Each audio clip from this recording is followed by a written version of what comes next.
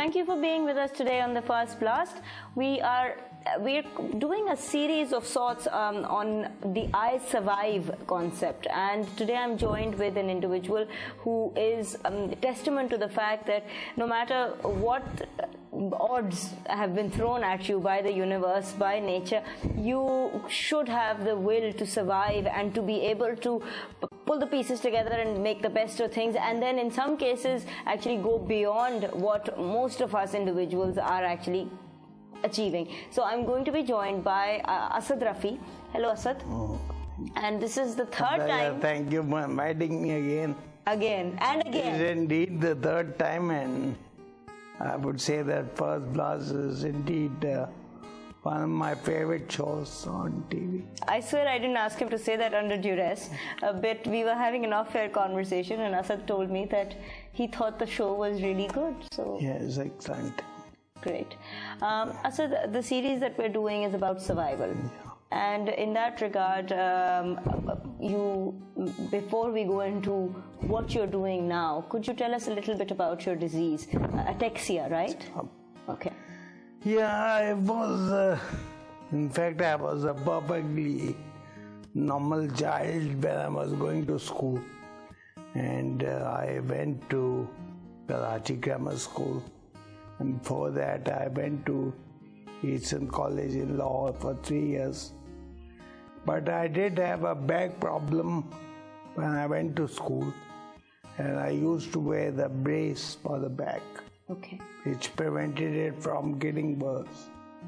And so it was during the end of my schooling career that I was diagnosed with ataxia, because I was tending to fall down and lose my balance frequently, and being clumsy also. So all that led to my being diagnosed as an ataxia patient. Okay. But I was not transferred into a wheelchair at that time, that point. Okay. First of all, I used to walk with a walker. Okay. And then when I decided not to pursue with any higher education because of this disease, and I then joined IBM Pakistan, which is an IT company. Yes. And I worked for them for over 15 years. Okay, excellent. And during that period, I was transferred into a wheelchair. Okay. During my period at IBM. Okay. Then, the first time when I told that I will be in a wheelchair was naturally a very frustrating time for me, because it felt like all my ambitions I had, they were shattered, and like my life had come to a standstill. And this wheelchair felt like a prison for me, because it confined me from what I wanted to do, and also prevented me from where I wanted to go. So there were a lot of hiccups and a lot of obstacles in my way when I was first transferred into wheelchair. Okay. What do you do now? And now I have become a motivational speaker, Okay.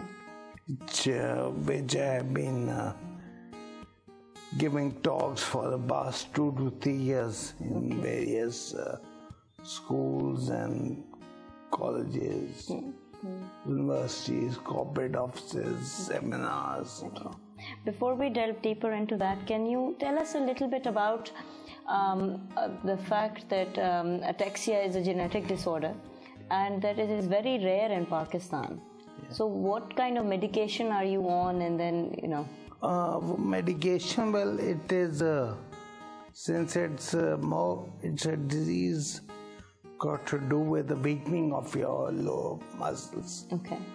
So I do take medication for my nerves, and and also my thyroid, which is also tends to be affected by this disease. Also take medication for that, and cholesterol and other vitamins also. There are a couple of vitamins. Okay, great. So tell us now, let's shift gears.